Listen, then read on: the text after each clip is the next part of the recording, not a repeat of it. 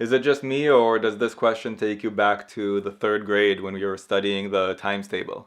Basically, you take a number from the top of one of the columns and multiply by a number all the way on the left of one of the rows.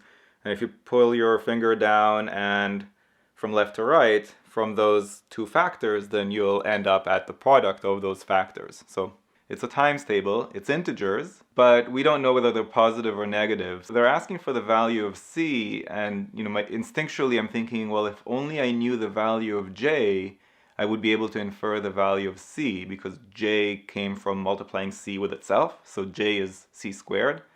But since I don't know which side of 0 c came from, even if I knew the value of j, there'd still be 2 possible values for c.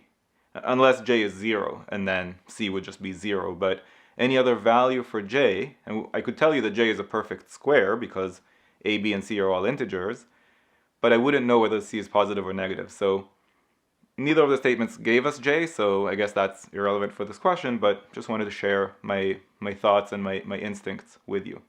So let's go ahead and evaluate these statements right after the intro.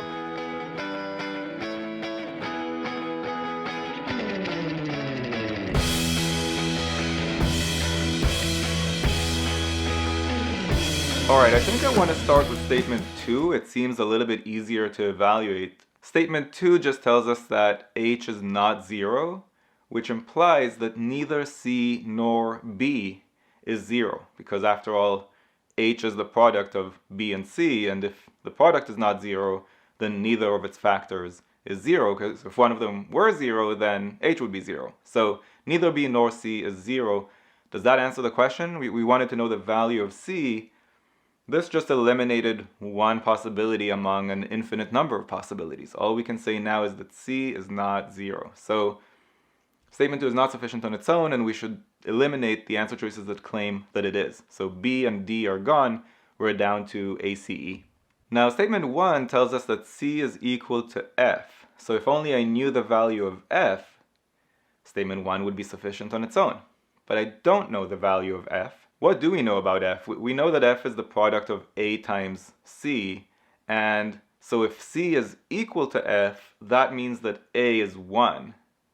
Okay, so I found the value of a, but I wanted to find the value of c. Now that I know that a is 1, can I find the value of c? No, that's not helpful at all. Now even if we combine these statements, all we can say is that neither b nor c is 0 and a is 1. But I really don't see any other inferences I can make from there, so I'm going to go ahead and pick E and move on to the next one.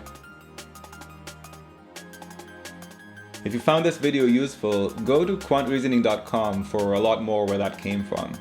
You should also click that like button and let me know in the comments below what you'd like me to make future videos about. And of course, if you haven't yet subscribed, go ahead and do that and click that bell below so you get notified about future videos. See you next time.